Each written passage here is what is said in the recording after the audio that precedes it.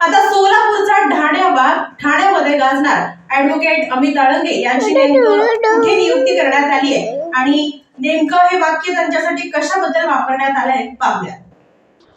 सोलापूर येथील बार असोसिएशनचे अध्यक्ष ॲडव्होकेट अमित अळंगे यांची ठाण्याच्या कौटुंबिक जिल्हा न्यायालयाच्या न्यायाधीशपदी नियुक्ती झाली आहे। येत्या 3 फेब्रुवारीला त्यांनी नुकताच पदभार घेतलेला आहे। वडिलांच्या मार्गदर्शनाखाली 17 वर्षे वकिली केल्यानंतर कौटुंबिक न्यायालयाच्या जिल्हा न्यायाधीशपदाला गवसणी त्यांनी घातलेली आहे।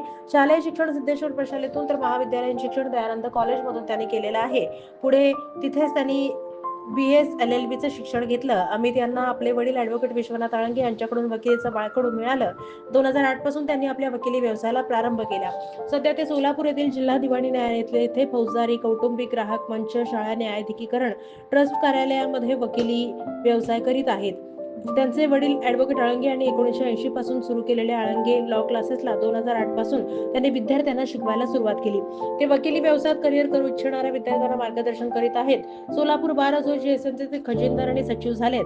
अनेक शासकीय, प्रशासकीय, खाजगी नामवंत संस्थांवर पॅनल ॲडव्होकेट म्हणून ते कार्यरत होते। त्यांनी सोलापूर बार असोसिएशन येथे विक्रमी मतांनी निवडून येऊन सर्वात तरुण अध्यक्ष म्हणून मानही मिळवला। अध्यक्षपदाच्या कारकिर्दीत त्यांनी अनेक उपक्रम राबवले। सध्या ते लायन्स क्लब ऑफ सोलापूर मिडटाउनचे सचिव म्हणून कार्यरत आहेत। त्यांचा बार असोसिएशन तर्फे निरोप समारंभही पार पडलाय।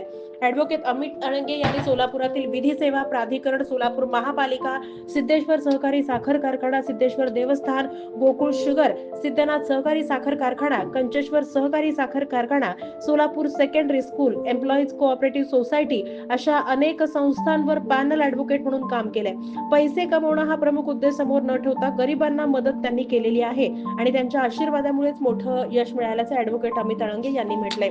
त्यांच्या या वाटचालीबद्दल ॲडव्होकेट सुरेश बापू गायकवाड त्यांना भरभरून अशा त्यांनी शुभेच्छा दिल्यात आणि त्यांच्या या निवडीबद्दल त्यांचं अभिनंदन सुद्धा केलंय।